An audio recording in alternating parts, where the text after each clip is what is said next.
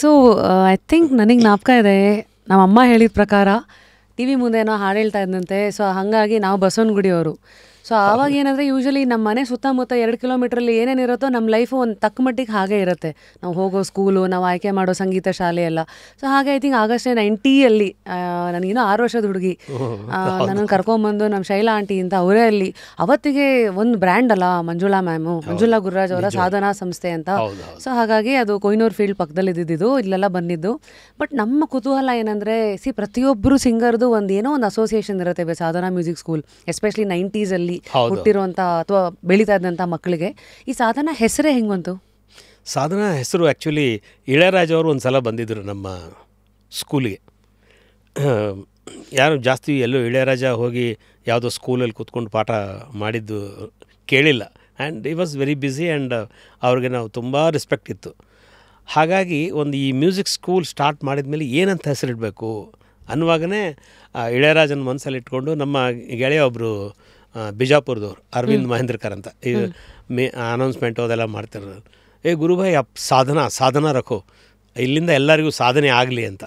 So ಅದನ್ನು ಮಂಜುಳವ್ರು accept ಮಾಡಿ ಸಾಧನಾ music school ಅಂತ ಮಾಡಿದ್ಮೇಲೆ ಇಳೆಯರಾಜ ಬಂದು ಅದು ಒಂದು ಇದು ಲೈನ್ಸ್ ಎಲ್ಲ ಬರ್ಕೊಟ್ಟಿದ್ದಾರೆ ಅದ್ರ ಬಗ್ಗೆ, ಸಾಧನಾ ಬಗ್ಗೆ. ಏನಂತ? ಸಾಧನೆ ಮಾಡೋರಿಗೆ ಸಾಧನೆ ಸಿಗುತ್ತೆ, ಆ ಥರ ಒಂದು ಫುಲ್ ಭಾಳ ಚೆನ್ನಾಗಿ ಬರೆದು ಹೇಳಿದ್ದಿತ್ತು. ಆ್ಯಂಡ್ ಐ ಥಿಂಕ್ ಆವಾಗಿನ ಕಾಲಕ್ಕೇ ಐ ರಿಮೆಂಬರ್ ಅಡ್ಮಿಷನ್ ಅಂತೆಲ್ಲ ಆದವ್ರಿಗೆ ಸಾಧನಾ ಮ್ಯೂಸಿಕ್ ಸ್ಕೂಲ್ದೇ ಪ್ರಿಂಟ್ ಇರುವಂಥ ನೋಟ್ಬುಕ್ ಎಲ್ಲ ಕೊಡ್ತಾಯಿದ್ರಿ.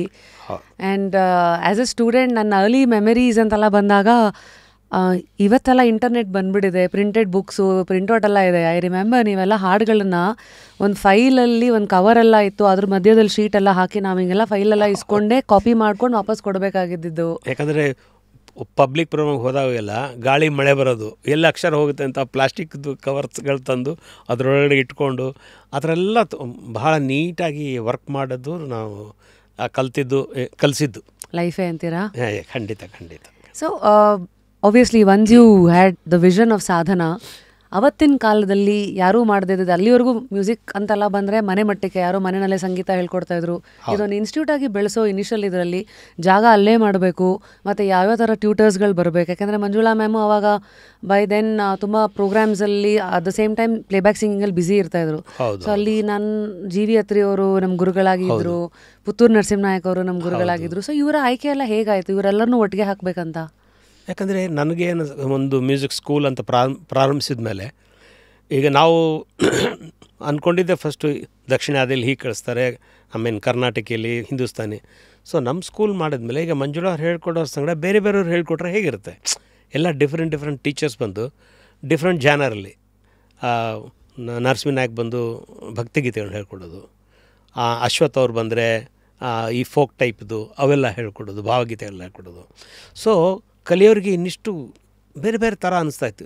ಇದೇನು ಸಿನಿಮಾನ ಹಾಡು ಮಾತ್ರ ಸಿಂಪಲಾಗಿದೆ ಹಾಡೋಕ್ಕೆ ಅಂತ, ಹಾಡೋಕ್ಕೆ ಸಿಂಪಲ್, ಹಾಡೋದೇ ಕಷ್ಟ. ಬೇರೆ ಇದೆಲ್ಲ ಕಷ್ಟವಾಗಿ ಕೇಳುತ್ತೆ, ಹಾಡೋದು ಈಸಿ, ಆ ಥರನೂ ಇರುತ್ತೆ. ಸೊ ಇವೆಲ್ಲ ವಿಷಯ ತಿಳ್ಕೊಳ್ಳಿ ಅನ್ನೋದಕ್ಕೆ ಮಂಜುಳಾ ಅವರು ಒಂದು ಇದ್ರದ್ದು ಸಿಲೆಬಸ್ ಮಾಡಿದ್ರು. ನಾವು ಮುಂಚೆ ಎಲ್ಲ ಅದುವಾಗ ಟ್ರಿನಿಟಿ ಕಾಲೇಜ್ ಲಂಡನ್ದು ಸಿಲೆಬಸ್ಸಸ್ ಎಲ್ಲ ಕೀಬೋರ್ಡಲ್ಲಿ ಕೇಳಿ ತಿಳ್ಕೊಂಡಿದ್ವಿ. ಸೊ ಅದೇ ಥರನೇ ಒಂದು ಸಿಲೆಬಸ್ಸು ಮಾಡಿದರು.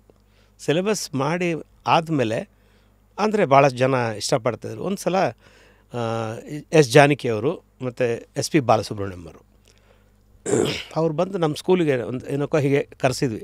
ಅವ್ರಿಗೆ ಭಾಳ ಆಶ್ಚರ್ಯ ಆಯಿತು. ಎಸ್ ಪಿ ಬಾಲಸುಬ್ರಹ್ಮಣ್ಯಂ ಅದೇ ಅಂದರು, how got this idea about opening A school for the recording type ಅಂತ. ನಾನು ಹೇಳಿದೆ ಹಿಂಗೆ ಸರ್, ಯಾಕಂದರೆ ನಾವು ಎಲ್ಲ ಹಾಡ್ತಾಯಿದ್ವಿ ಪಬ್ಲಿಕ್ ಪ್ರೋಗ್ರಾಮ್ನ, ಎಲ್ಲರೂ ವಾವ ಅಂತಾರೆ, ರೆಕಾರ್ಡಿಂಗಲ್ಲಿ ಓದ್ಕೊಳ್ಳಿ ನಮ್ಮನ್ನ ಅಯ್ಯೋ ಅಷ್ಟು ಸರಿಯಾಗಿ ಹಾಡಲ್ಲ ಅಂತಾರೆ. ಏನೋ ಟೆಕ್ನಿಕ್ ಇರಬೇಕು, ಅದ್ರ ಸಲುವಾಗಿ ನಾವು ಇದನ್ನು ಮಾಡಿದ್ವಿ ಅಂತ. ಅದಕ್ಕೆ ಎಸ್ ಪಿ ಬಾಲಸುಬ್ರಹ್ಮಣ್ಯಂ ಮತ್ತು ಜಾನಕಿಯವರು ತುಂಬ ಅಪ್ರಿಷಿಯೇಟ್ ಮಾಡಿದ್ರು. ಬಾಲಸುಬ್ರಹ್ಮಣ್ಯಂ ಒಂದೇ ಮಾತಾಡಿದ್ರು, ನಾನು 30-40 ವರ್ಷದಿಂದ ಫೀಲ್ಡಲ್ಲಿದ್ದೀನಿ, ಈ ಥರದ್ದು ಮ್ಯೂಸಿಕ್ ಕಲಿಸ್ಬೇಕು ಅಂತ ಇದಕ್ಕೊಂದು ಸ್ಕೂಲ್ ಮಾಡೋಕೆ ಒಂದು ಐಡಿಯಾನೇ ಬಂದಿಲ್ಲ, ನಿಮ್ಮಿಂದ ನಾನು ತಿಳ್ಕೊಂಡೆ, ಗಿವ್ ಮಿ ಯುವರ್ ಸಿಲೆಬಸ್ ಅಂತ ಹೇಳಿದ್ರು.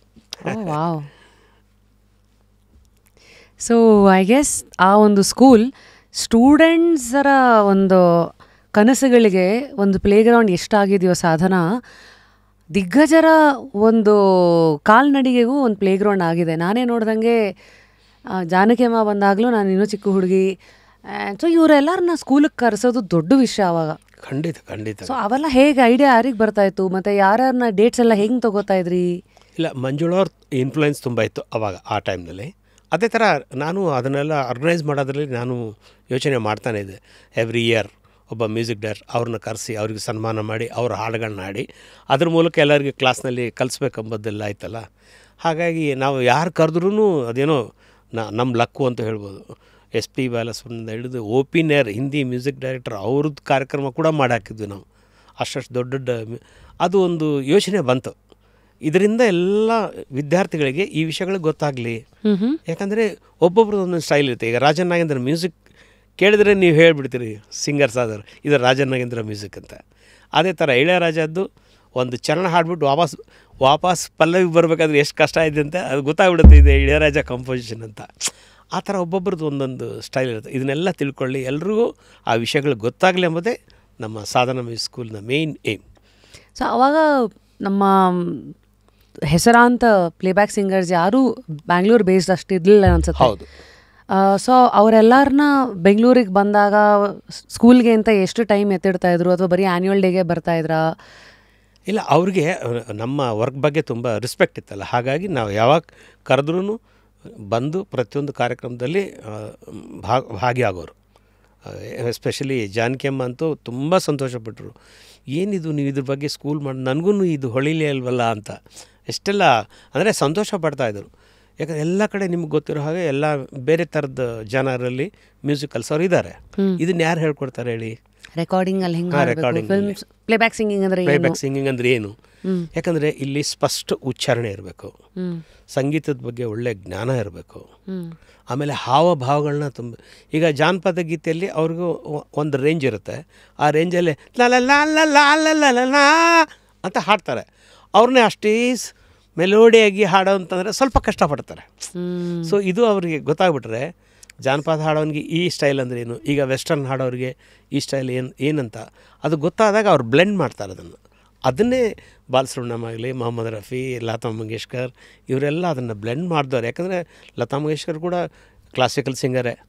ಭೀಮಸೇನ್ ಜೋಶಿ ಅವರೇ ಒಂದು ಸಲ ಹೇಳಿದ್ರಂತೆ, ಅರೆ आप तो सिर्फ 5 मिनट में इतना हम सुर लगाने के लिए आधा घंटा पड़ता है, मगर आप 5 मिनट में इतना अच्छा गाना कैसे गाते हो ಅಂದರೆ ಅಷ್ಟು ಇದರಲ್ಲೊಂದು ಕಲೆ ಇದೆ ಅನ್ನೋದನ್ನು ತೋರಿಸ್ಕೊಡೋದು ಇಂಪಾರ್ಟೆಂಟ್ ಆಗಿತ್ತು ನಮಗೆ. ಹೆಂಗೆ ಹೇಳಿದ ಹೇಗಾಯ್ತು ಅಂದರೆ, ಈಗ ಒಲೆ ಹಚ್ಚೋದು ದೊಡ್ಡದಲ್ಲ, ಎಲ್ಲಿ ಸಣ್ಣ ಉರಿಬೇಕು, ಎಲ್ಲಿ ದೊಡ್ಡ ಉರಿಬೇಕು, ಎಲ್ಲಿ ಎಷ್ಟು ಇರಬೇಕು ಅನ್ನೋದನ್ನ ಆರ್ಟಿಕಲೇಷನ್ನು ಅದು ಸೋ ಇಂಪಾರ್ಟೆಂಟ್ ಅನ್ನೋದು. ಖಂಡಿತ ಆ ಇಂಪಾರ್ಟೆನ್ಸ್ ಎಲ್ರಿಗೂ ಗೊತ್ತಾಗಲೆಂಬುದೇ ಮನಸ್ಸಲ್ಲಿ. ಇಲ್ಲಾಂದ್ರೆ ಏನಂತಾರೆ, ಅಯ್ಯೋ ಸುಮ್ಮನೆ ಪಾಲಿಟಿಕ್ಸ್ ಮಾಡ್ತಾರೆ, ಅವರು ನಮ್ಗೆ ಹಾಡ್ಸಲ್ಲ, ಬೇರೆದವ್ರನ್ನ ಕರ್ಕೊಂಬಂದು ಹಾಡ್ತಾರೆ. ಯಾಕೆ ಹಾಡಿಸ್ತಾರೆ ಬೇರೆದವ್ರನ್ನ ಕರ್ಕೊಂಬಂದು ಹಾಡೋಕ್ಕೆ?